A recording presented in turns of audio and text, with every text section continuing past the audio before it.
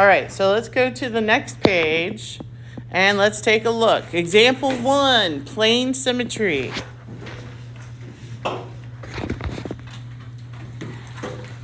Thank you.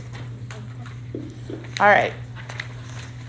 So it says, describe each plane of symmetry for the rectangular prism.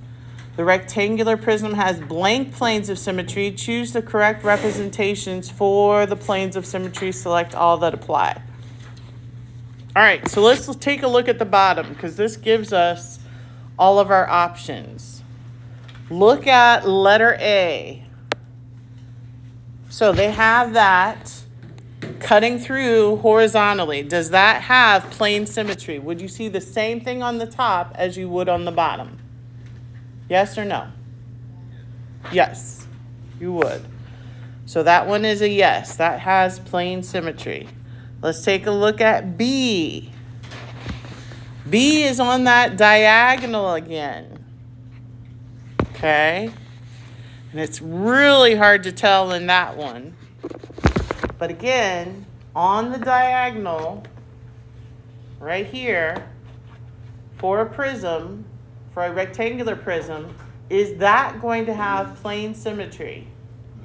No. It does not. It does not. So this one's a no. How about letter C? If I cut that in half right here, that one would be a yes. Okay? It would slice it all the way down. So C is a yes. How about D? Yes. That's like going something like this, all the way down and through. And how about E? E would be a no. It's kind of hard to tell because it almost looks like a square at the top. And if it was a perfect square, it would. But I don't think it is. Okay? So this rectangular prism has 3 planes of symmetry. And those are the planes of symmetry down at the bottom. Okay? All right, let's go to the next page, which will be page 21 in your packet. All right, so now we have a regular pentagonal prism. So a pentagonal prism. It says the regular pentagonal prism has how many planes of symmetry? All right, so think about this. Let's say I put one right down here, down that middle. Okay, would that be a plane of symmetry? Yeah. All right, let's say then I put one going this way. And it would come down, come down. Is that going to be a plane of symmetry? Yes, should be. All right, let's go to this vertex. Let's see, it's kind of hard to tell. But if I do it that way, that's going to be a third. And then I have a fourth. 1, 2, 3, 4, 5. I need another color. So I can do one this way, and I can do one this way. Okay? Because it is regular. That means all sides are the same length. All sides are the same length. Okay? So I can put a giant piece of paper or a plane down through each of those. So that gives me 5 so far. Can you think of any other places where I could add a plane for plane symmetry?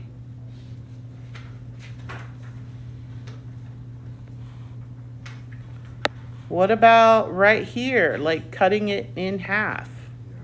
Yeah. That would be the 6th. plane symmetry. This is the sixth one. So you can look at the top and get however many you can from the top, and then usually if it's a regular prism, you can cut it in half horizontally. So there are 6 planes of symmetry. Okay? So it says the regular, and this is part B, the regular pentagonal prism has one plane of symmetry. Go sneeze. Excuse me. Thank you. Has one plane of symmetry that is parallel, or is it perpendicular to the base? So here's my base down here.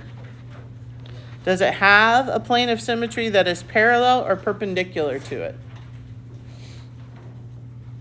We're talking about this right here. Well, this one right here is parallel.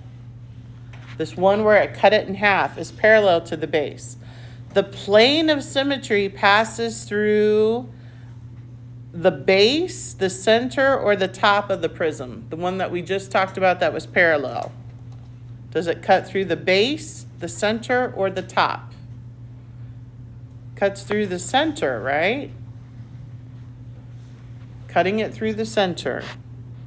The regular pentagonal prism has 5 planes of symmetry that are they parallel or perpendicular to the base? Yes, perpendicular, good. So these planes that would cut through, even though this is not a pentagon, they are going to be perpendicular to that base, okay? The planes of symmetry each pass through the either bases or faces at one vertex. The base, is it passing through the base or the face?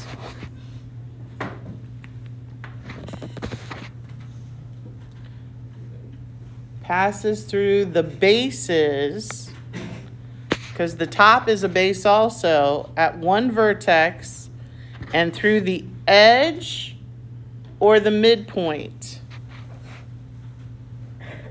It's going through the midpoint, through the middle, the midpoint of the opposite edge.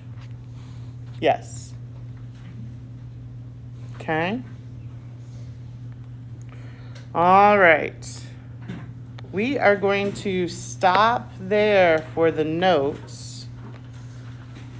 So, your homework, we're going to have homework almost every night, guys, okay? So, got to just try to get used to that. Is the front side of 6.5, which should be in your packet. I believe it is, or not, yeah. Page 40, maybe? Let me double check.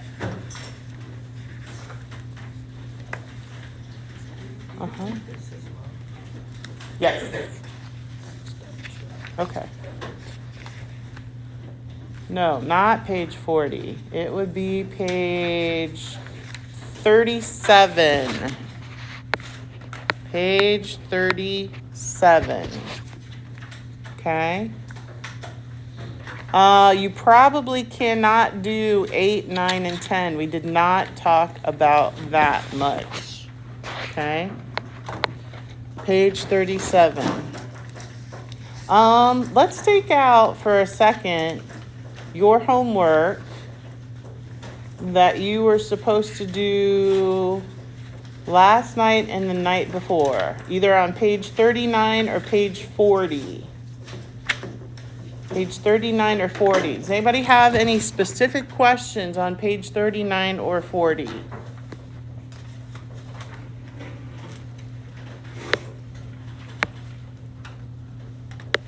Anybody?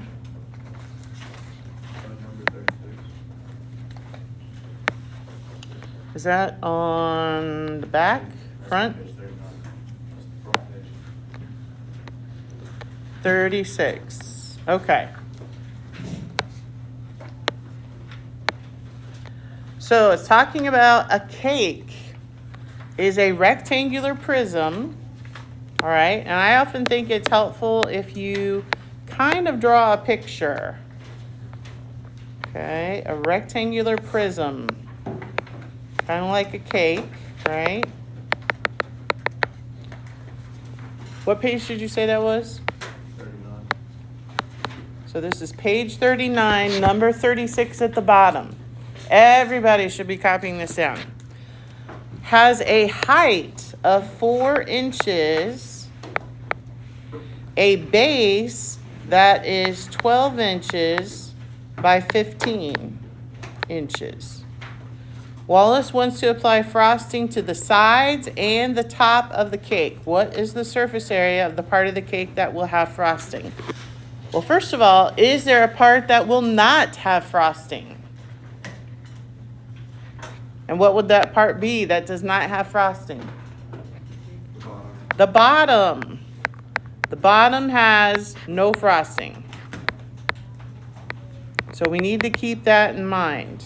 All right?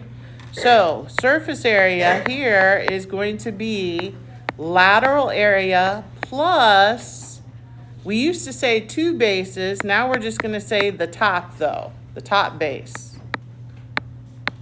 Okay.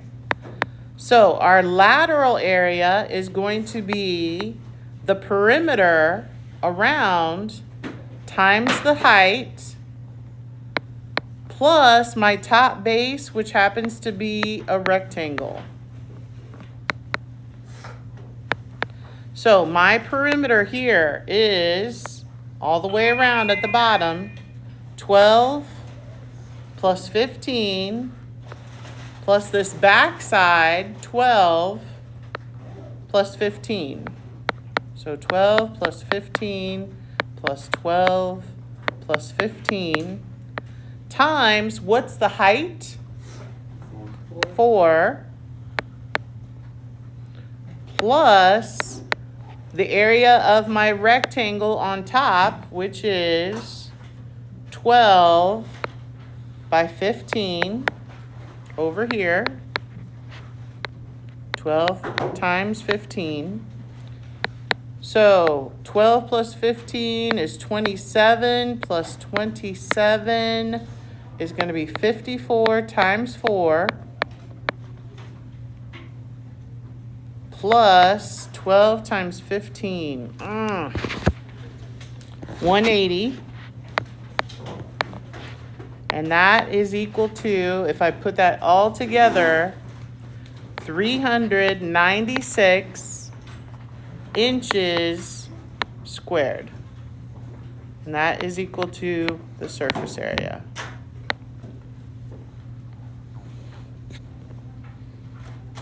Okay? So, please make sure you are working on these, okay? Come in with questions. Let me know and I can help you.